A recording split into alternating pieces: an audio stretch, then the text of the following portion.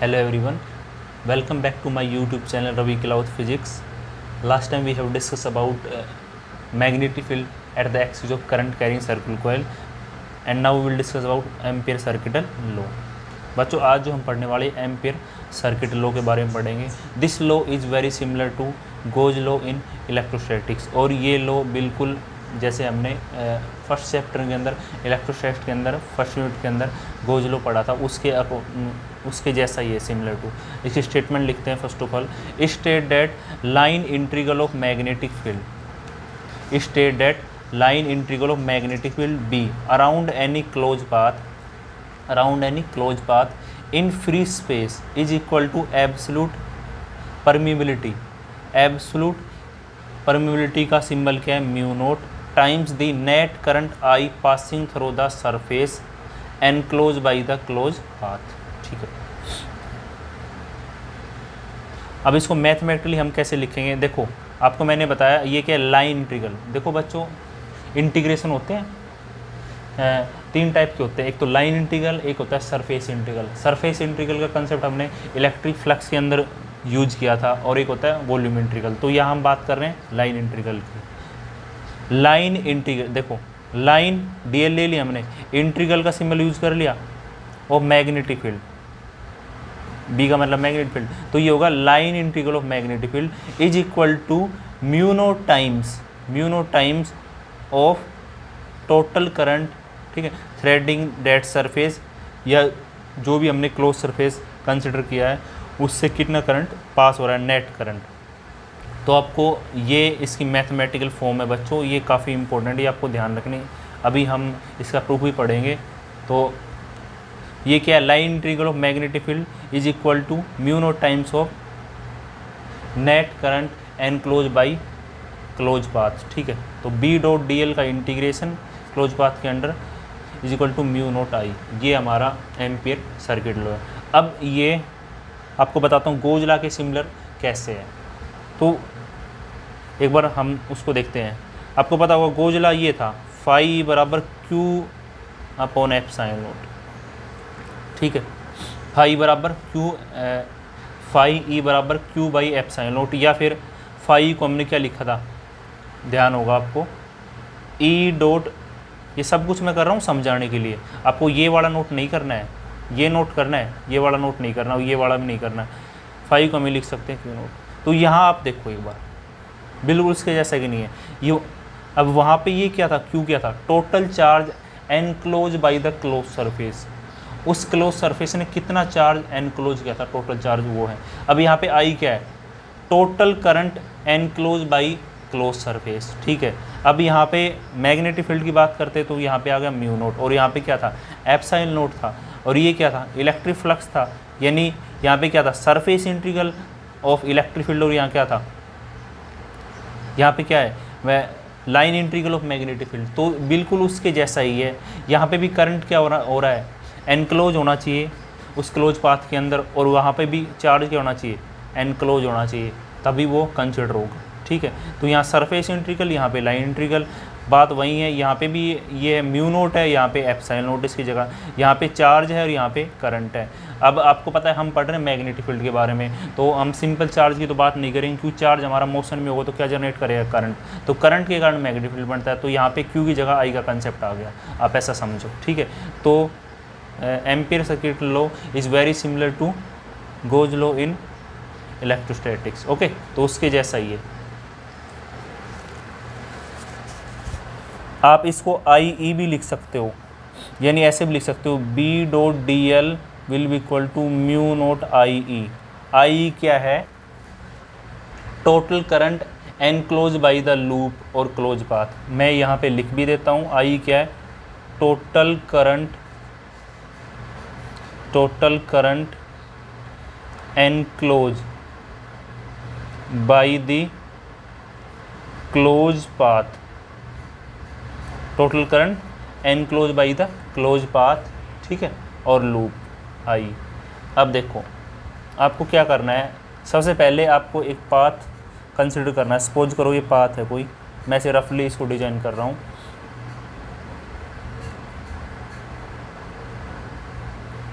ठीक है, ये इसमें ऐसे मैच हो रहा है, ये इसको मैं ऐसे दिखा रहा हूँ डायरेक्ट से,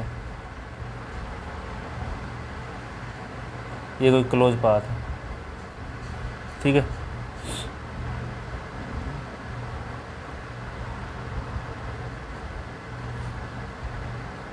इसमें एक करंट, अब इसमें ये करंट पास हो रहे हैं,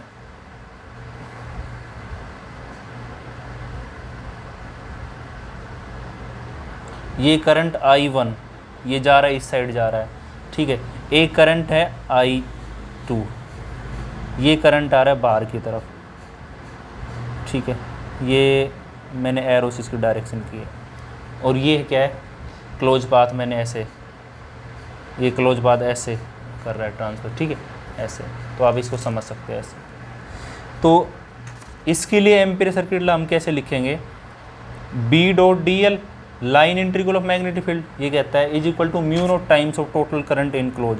अब देखो एक करंट तो जा रहा है, एक करंट आ रहा है, तो हम यहाँ पे साइन कन्वेंशन का यूज करेंगे। तो I1 तो हमारे लिए पॉजिटिव है, ये जा रहा है पॉजिटिव एक्स एक्सिस की तरफ, एक्स एक्सिस की तरफ, और ये I2 बाहर की तरफ आ रहा है। तो म्यू नोट इनटू में I1 माइनस I2, तो इस सरफेस के लिए एम्पीयर सर्किट लॉ ऐसे हो जाएगा। यानी देखो वहाँ पे हमने चार्ज को एनक्लोज करने के लिए बच्चों गोजला के अंदर चार्ज को एनक्लोज करने के लिए हमने गोजियन सरफेस का यूज किया था। अब यहाँ पे हम किसका यूज कर रहे हैं, क्लोज पाथ का यूज कर रहे हैं करंट को एनक्लोज करने के लिए। यहाँ पे करंट एनक्लोज होना चाहिए, और वहाँ पे क्या था, वहाँ पे क्या एनक्लोज होना चाहिए, चार्ज, क्योंकि चार्ज के कारण सिर्फ इलेक्ट्रिक फील्ड बनता है, यहाँ पे तो मैग्नेटिक फील्ड की बात कर रहे हैं, तो करंट एनक्लोज होना चाहिए, ठीक है। तो ये ऐसे हम लिख सकते हैं एम्पीयर सर्किट लॉ को मैथमेटिकल फॉर्म में।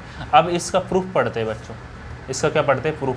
तो आपको ये फॉर्म आपको याद रखनी है, mathematical form B.dl close integral will be equal to mu naught IE। IE क्या है, total charge enclose, total current enclose, और Q क्या है यहाँ पे, टोटल चार्ज एनक्लोज। अब इसका प्रूफ पढ़ते हैं।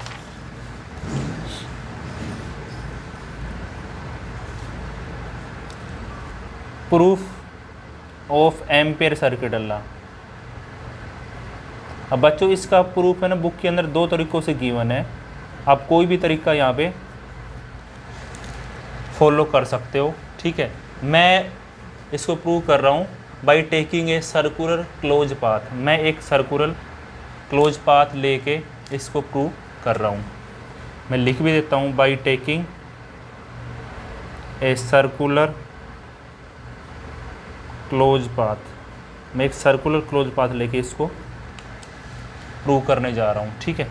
मैंने ये तरीका, या फिर हम इसको ऐसे प्रूव कर सकते हैं by taking an arbitrary close path. Arbitrary अपनी मन मर्जी का कोई भी क्लोज पाथ लेके इसको प्रूव कर सकते हैं। जस्ट आपको प्रूव करना है line integral of magnetic field will be equal to mu naught I। चलो इसको प्रूव करते हैं। इसके लिए आपको क्या करना है, सबसे पहले मानते हैं हम, consider a long thin straight conductor. एक कंडक्टर हमने मान लिया XY, long thin straight conductor XY उसका नाम है। लेइंग, ये जो लाई कर रहा है, lying in the plane of paper, ये प्लेन ऑफ पेपर के अंदर बच्चों लाई कर रहा है। एंड कैरिंग करंट, और ये करंट कैरी कर रहा है, and carrying current I current carrying कर रहा है, एज शोन इन फिगर।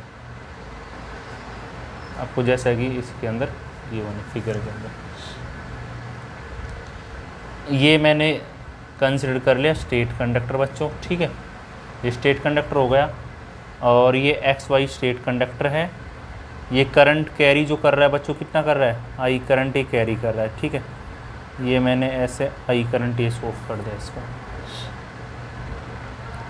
और ये प्लेन ऑफ पेपर में लाई कर रहा है, ठीक है। यानी वायर इस पेपर के अंदर ही लाई कर रहा है, ठीक है। ये वायर है,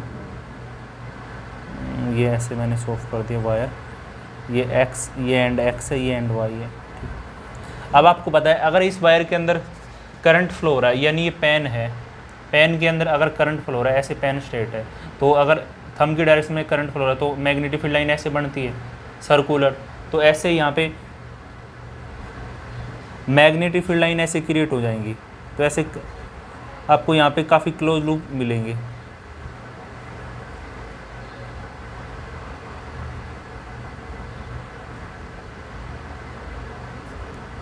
ठीक है, तो ऐसे आपको क्लोज लूप मिलेंगे। देखो मेरी ड्राइंग ऐसे ही है, तो आप इसको अच्छे से बना सकते हो, बुक की हेल्प भी ले सकते हो, कोई दिक्कत नहीं है।